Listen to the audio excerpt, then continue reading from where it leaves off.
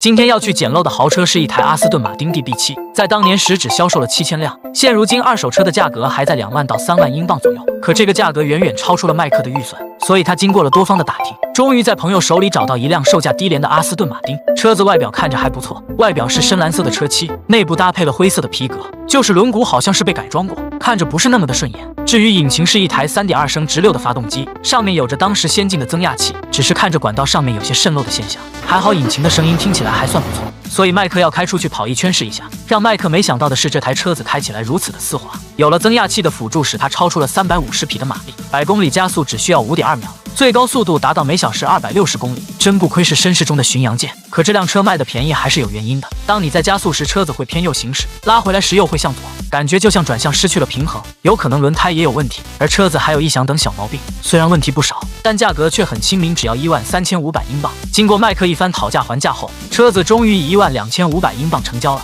这可算是最便宜的一辆阿斯顿马丁了。随着这台车的不断的升值，相信修复好后能卖出一个很好的价格。等车子被开回车厂后，爱德华就准备先检查一下车子漏油的问题。随着时间的推移，这台车经过了20多年的风霜，里面的橡胶可能已经损坏，左右摇晃也有可能是漏油所产生的，所以要更换油管前，就必须放出里面所有的油，然后将油管附件碍式的套件都拆解下来，这时就能清晰看到所有的油管，它们已经被时间所腐蚀，所以爱德华就干脆拿着锯子将其切割下来，利用角磨机在上面切了一个缺口，可没想到打开后里面也都被腐蚀了，所以他不得不更换一个新的油冷器，接着将新的液压管道也安装上去，并且趁着油被放空时换了一个油滤清器。这个油滤清器成本是很低廉的。等下方护板也被安装上去后，爱德华就给车子换上了高档的机油。这辆车的机油容量一共需要8升。将车子启动后，再次检查车子是否漏油时，一切都非常的好，发动机下面没有泄漏的现象。接着爱德华就来到了车尾，准备处理一下车子有异响的问题。他感觉这个声音来自于排气气管，经过了一番检查后发现，排气管上果然有一道裂痕，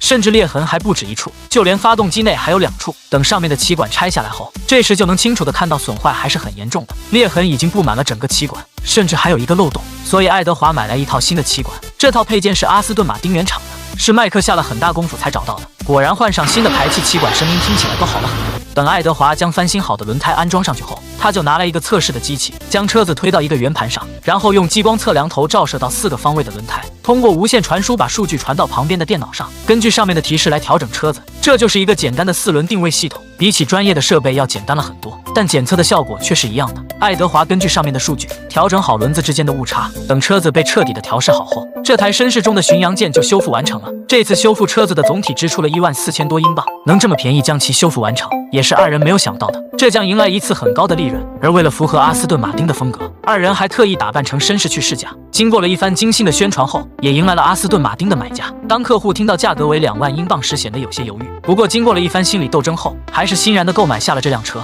那么这时问题来了，如果您有2万英镑，会购买这个绅士版的阿斯顿马丁吗？说出您心中的想法。